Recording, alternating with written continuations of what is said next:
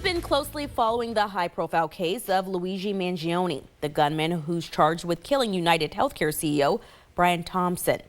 We have attorney David Betras here with our legally speaking for this week. He's going to break down this case for us and his extradition to New York. A few challenges with that, Dave. Yeah. Good morning. Good morning. First of all, he's hired a very excellent lawyer out of Altoona, Pennsylvania, so he's well represented. So everyone's kind of following this case. We're going to follow along here. Yeah. But what is extradition? So if you commit a crime in one state and then you flee to another state, you have to be extradited back to the state from which the crime's committed. So you have to get a governor's warrant. The governor then sends that warrant to the governor of the Pennsylvania, and then they give it to their prosecutors. And then you have a hearing in front of the judge. Now, it's not a guilt or innocence hearing. Extradition is simply, is there a charge? Is this paperwork in order?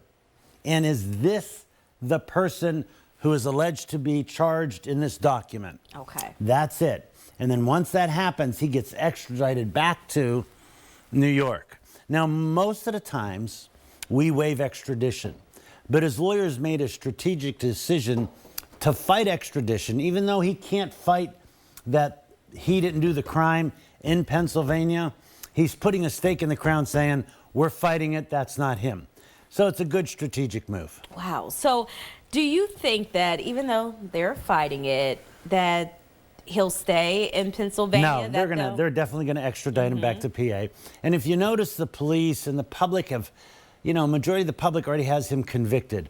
Not so fast. Yeah. If you follow the stories, the police, I hate to say this, they're allowed to use chicanery. So they're allowed to follow leads. But it looks like they zeroed in on Louis Mangione. And they're saying, well, we have the weapon. And if you look further into it, the weapon resembles the weapon they have. They said we have fingerprints, smudges. Fingerprints are not the gold standard anymore. They don't have ballistics yet. DNA is the gold standard now in court. So if they can get DNA. And what I want to tell the public out there is, you would be shocked. You would be absolutely shocked. And it's actually scary how much you're on camera every day.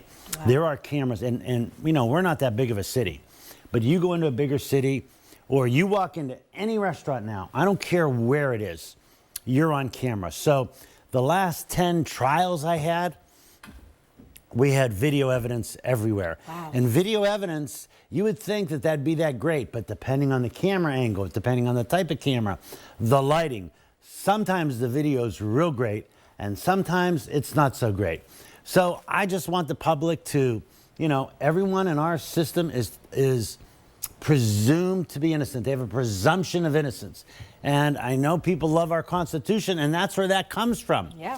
That document says, if the government charges with you a crime, you are presumed to be innocent. So right now, the presumption is Luigi Mangione is innocent. Okay. And that cloak of innocence cannot be taken off of him until the prosecution goes into a court of law and rips it off by proof beyond a reasonable doubt. Am I doing with time? Oh, you're doing great. So thank you so much for breaking it all down. Yeah. So you guys take on extradition and reasonable doubt. We'll watch it all play out. This is a very, very interesting And I'm giving everyone case. updates. You can follow me on TikTok, Instagram.